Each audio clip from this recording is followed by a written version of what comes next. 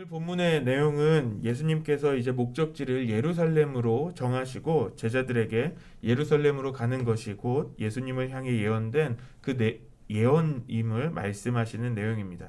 이것은 십자가와 부활에 대한 것을 말씀하십니다.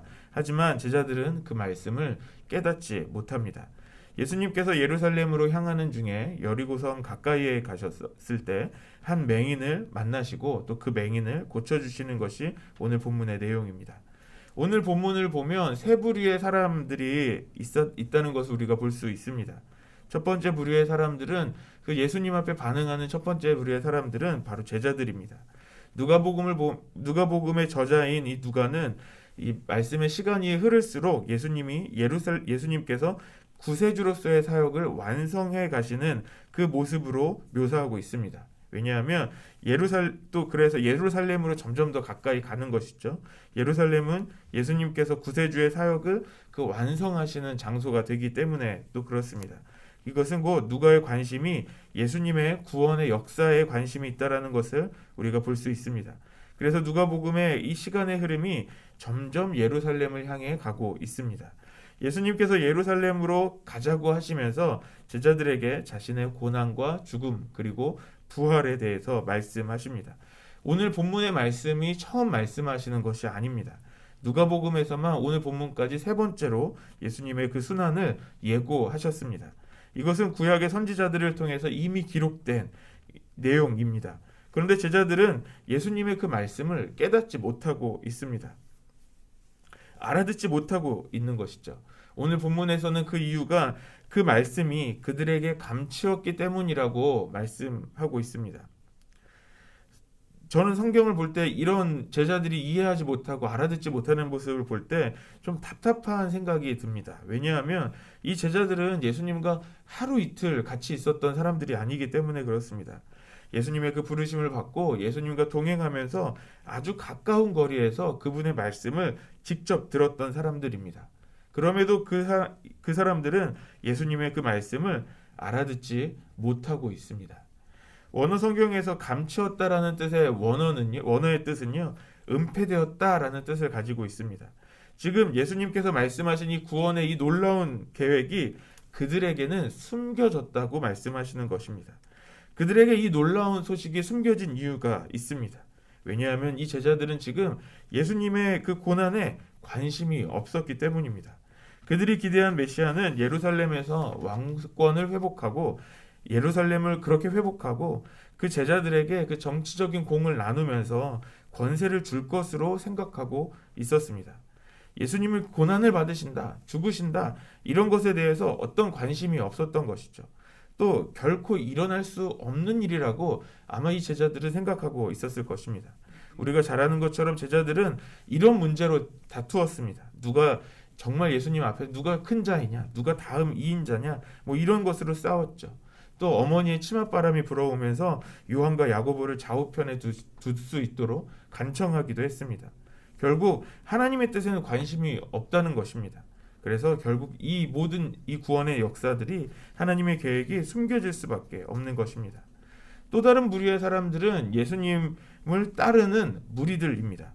예수님께서 제자들과 여리고성에 가까이 이르셨을 때 이 한 맹인이 많은 무리들이 웅성웅성하면서 지나가는 그 소리를 듣게 됩니다. 그리고 그 소리를 들은 그 맹인은 지나가는 사람들에게 묻습니다. 누가 지나가길래 이렇게 시끄럽습니까? 라고 질문한 것이죠. 그들은 대답합니다. 나사렛 예수께서 지나가신다 라고 대답합니다. 우리가 잘 아는 것처럼 예수님을 따르는 무리들이 있었습니다. 예수님과 함께하는 제자들도 있었지만 예수님을 따르는 무리들이 있었죠. 제자들보다는 조금 거리가 있는 사람들입니다. 예수님이 다니시는 모든 곳에 따라다니는 사람들이 있었을 수도 있고요. 또는 예수님이 그 지역에 왔다는 소식을 듣고 예수님 앞에 몰려왔던 사람들일 수도 있습니다. 근데 분명한 것은 그들은 예수님에 대해서 맹인에게 소개할 때 나사렛 예수라고만 소개합니다. 이 나사렛 예수라고 소개한다는 것은 예수님을 어떻게 인식하고 있냐면 나사렛 출신의 그 한 사람이라고 생각하는 것입니다. 조금 더 생각하면 나사렛에서 온 랍비, 좋은 선생 정도로만 생각하고 있다는 것입니다. 우리가 말씀을 보면서도 계속 보았지만 예수님은 좀 인기가 있는 그런 랍비셨습니다. 왜냐하면 예수님을 만나기 원하는 사람들이 많았고 또 많은 무리들이 계속 따라다녔기 때문이기도 합니다. 이 사람들은 병고침도 바라고 또 주의 좋은 말씀을 듣기를 바라면서 예수님을 따라다녔고 또 예수님이 오셨다는 이야기를 듣고 몰려왔던 그런 무리들입니다. 그래서 예수님에 대해서 생각할 때 자신들이 얻고자 하는 것만 바라보면서 생각합니다. 그냥 관심 정도 있는 정도이죠. 또 마지막 세 번째 부류의 사람은 맹인입니다. 이 맹인은 예수님의 이름을 듣자마자 소리칩니다. 38절 말씀을 우리 같이 읽어보겠습니다. 시작. 맹인이 외쳐 이르되 다윗의 자손 예수여 나를 불쌍히 여기소서 하거늘. 맹인은 예수님의 이름을 들었을 때, 나사렛 예수라는 말을 들었을 때 바로 외칩니다. 다윗의 자손이여 라고 큰 소리로 외칩니다. 이것은 이 맹인은 이 사람들과 다르게 이 예수님을 생각하고 있었다는 것입니다. 나사렛 예수로 좋은 선생으로 또 그냥 보통 한 사람으로 여긴 것이 아니라 정말 다윗의 자손으로 오시는 그 메시아로 여기고 있었다는 것입니다. 이스라엘 사람들은 하나님께서 구원을 위하여 보내실 그 메시아가 다윗의 자손으로 오실 것이라는 것을 믿고 있었습니다. 그래서 다윗의 자손이라는 호칭을 아무에게나 쓸 수 없었습니다. 그래서 이 맹인이 예수님을 향하여서 다윗의 자손이여 라고 외친 것은 곧 자신이 예수님 기다렸다는 것입니다. 그 메시아를 기다리고 있었다는 것을 의미할 수 있는 것입니다. 그래서 39절에서 보면 앞서가는 그 무리들이 맹인을 꾸짖습니다. 이 꾸짖는 이유는 두 가지로 생각해 볼 수 있겠습니다. 하나는 조용히 해라, 잠잠해라 라고 여길 수도 있겠습니다. 그냥 단순히 그가 말하는 그 부정한 그 맹인이 예수님이 지나가시는데 큰 소리로 외치는 것을 부정하게 여기는 사람들이 있었을 수도 있습니다. 또 다른 이유는 이 다윗의 자손이라는 호칭이 중요하다면 감히 다윗의 자손이라는 호칭을 함부로 쓰지 말라면서 꾸짖을 수도 있는 것입니다. 왜냐하면 그 무리의 사람들도 이스라엘 사람들이고 이 다윗의 자손이여 라고 하는 호칭은 정말 중요한 호칭이기 때문에 그렇습니다. 예수님께서 잠깐 멈춰 서셔서 그 맹인을 데려오라고 하십니다. 우리 40절과 41절 말씀도 같이 읽겠습니다. 시작. 예수께서 머물러 서서 명하여 데려오라 하셨더니 그가 가까이 오매 물어 이르시되 내게 무엇을 하여 주기를 원하느냐 이르되 주여 보기를 원하나이다. 예수님께서 그에게 무엇을 해주기를 원하냐라고 물으실 때 그는 보기를 원합니다 라고 대답합니다. 이 대답은 단순히 맹인이 눈을 떠서 보게 되는 것을 원하는 것이기도 합니다.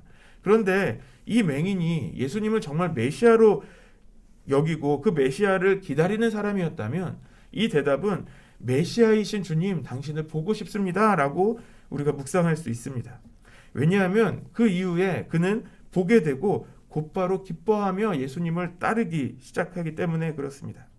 어제 우리가 묵상했던 이 부자 관리와는 전혀 다른 반대의 결론을 오늘 맺고 있습니다.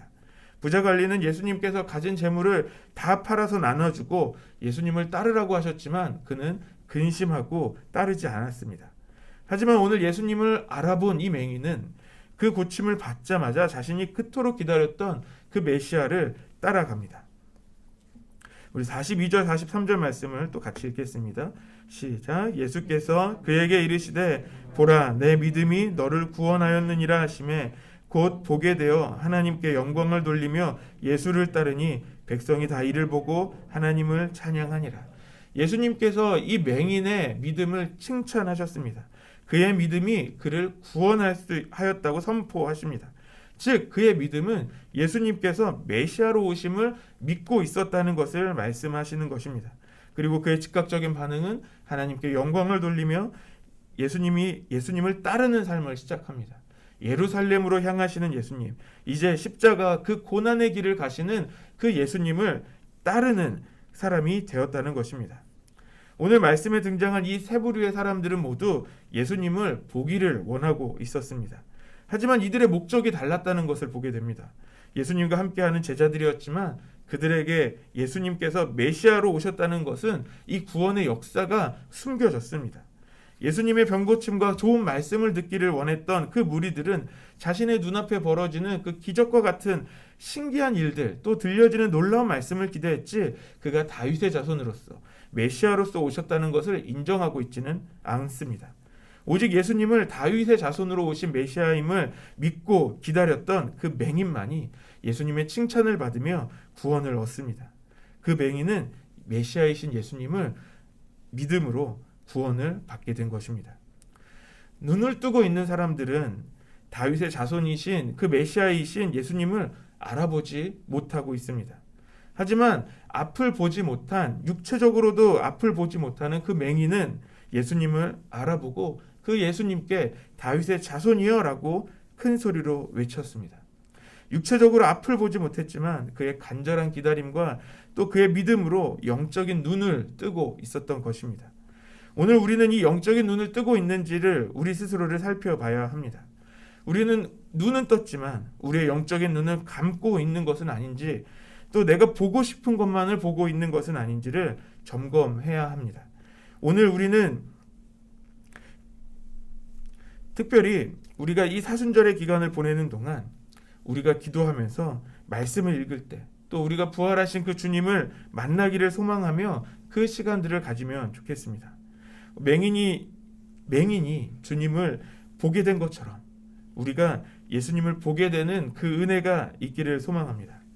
우리의 이 사순절의 시간이 우리의 영적인 눈을 떠서 예수님을 바라보게 되고 예수님을 보게 되는 그 놀라운 시간이 되기를 소망합니다.